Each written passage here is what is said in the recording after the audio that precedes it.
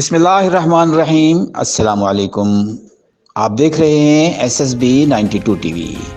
ایک اہم خبر، سابق وزیر اعظم نواز شریف کو سزا سنانے والے جج ارشد ملک انتقال کر گئے۔ اس حوالے سے ارشد ملک کے کزن ایڈوکیٹ سمر ملک نے تصدیق کر دی ہے۔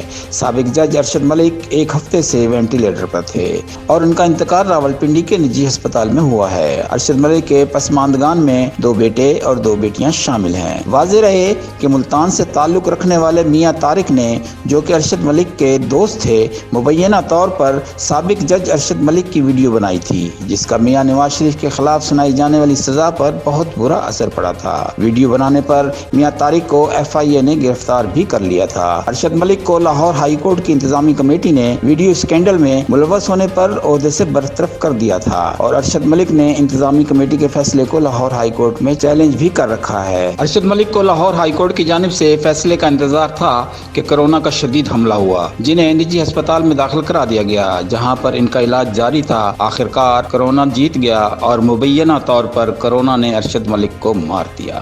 جن دوستوں نے ابھی تک ہمارے چینل کو سبسکرائب نہیں کیا، سبسکرائب کر دیں، لائک کر دیں اور گھنٹی کے بٹن کو دبا دیں۔ بہت بہت شکریہ۔ SSB 92 T V.